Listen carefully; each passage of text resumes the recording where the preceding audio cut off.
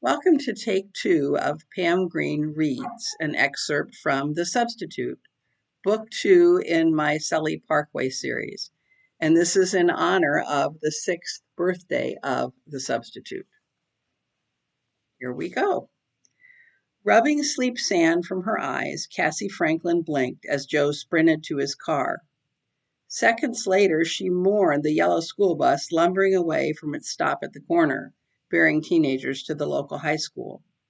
For the first time in 20 years, she wouldn't celebrate the first day of school in her own classroom. She might as well go back to bed and pretend it was still vacation. A jarring bring bring awakened her. Who calls this early in the morning? Joe? She rolled over to the end table on Joe's side of the bed, grabbed the phone, and croaked a groggy hello. Miss Franklin? The woman's perky and professional tone sliced through the fog in Cassie's brain. This is Gloria Enriquez at Sully High School. We have an urgent need for a culinary arts substitute. Are you available? The phone slipped from Cassie's hand, but she caught it before it hit the floor. Why, yes, when do you need me? 15 minutes ago. Ms. Enriquez gave a musical laugh. I apologize for the late notice. Do you know where we are? Yes, I dropped off my resume just the other day. I'll be there as soon as I can. Thank you so much. Drive carefully. Traffic is heavy right now. In the meantime, we'll hold down the fort. Great. See you soon. In celebration, Cassie tossed the phone into her right hand with a cheer, then put it back on its stand.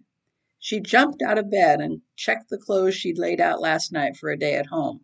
The navy blue slacks were crisp, even though they had an elastic waist, and the light blue pullover top was loose enough to hide any rolls around her middle. She brushed some short, caramel-colored hairs off her slacks. Leave it to the cat to deposit souvenirs everywhere. Speaking of hair, she'd better corral her own brown locks in a barrette for kitchen work. Done in a snap. Now to find jewelry and a scarf. A rainbow of scarves in late summer colors flew as she rummaged through her drawer. Her good gold hoop earrings were easier to find. Thank goodness she'd organized her jewelry box after it overturned during the move. In a record 20 minutes, she was out the door. She even had time to pop a generous piece of her homemade coffee cake into her tote bag, along with her travel mug of coffee. It was just a couple minutes before 7. She just might make it if traffic cooperated. Heavy backup on Route 28 and Old Centerville Road this morning, bumper to bumper all the way to Sully Parkway. The traffic reporter dispensed the bad news in a gleeful voice. So much for her shortcut. Right. Hundreds of other Northern Virginia drivers and dozens of school buses had taken to the streets today. She called Joe at the first long light in Centerville. Guess what? I have a subbing job at Sully High. I'm stuck in traffic, though. Hope I'm not too late.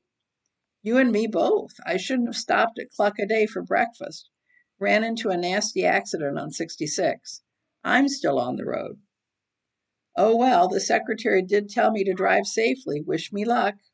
I'll be praying for you, hon. You'll do great. Her car screeched into the last visitor space at 8:30. What a horrible first impression, but she had done Ms. Enriquez a favor by coming on short notice. Taking a deep breath, she pushed through the office door. Gloria Enriquez looked up, grandmotherly double chins emerging with her smile. Miss Franklin, welcome. Thanks for getting here so quickly. She rose from her desk and bustled toward a door to the right. I'll get you down to culinary arts right away. I can bring you some papers to sign in a bit, but for now I'll just walk you back and fill you in as we go. Our culinary arts teacher, Francine Paris, had a fall late last night at home. Oh dear, I'm sorry to hear that. No teacher wants to miss the first day of school, of course. Knowing Francine, she'll push to get here tomorrow, but here we are. Miss Enriquez paused in front of the culinary arts room. A din emanated from within. Leslie Young is covering for you. She'll head back to her room and you can get the students started. I imagine Francine has her plans laid out on her desk. And thanks again. Gloria Enriquez hurried away. Finally, Ms. Young groaned. I'll be getting back to my room. This is my planning period, you know. Yes, of course. Thank you so much for your help. Have a great first day. As Ms. Young stalked out the door, she mumbled, "Yeah, right." So don't you wonder how Cassie handled that group of students in a new school on the first day of school? I hope you will check out The Substitute. It has many positive reviews and its price is reduced during the birthday celebration. And it's also free on it's on a Kindle Countdown deal. So not free, but it's a sale. And hopefully you can pick up a copy sometime very soon. I'd appreciate your support. See you next time.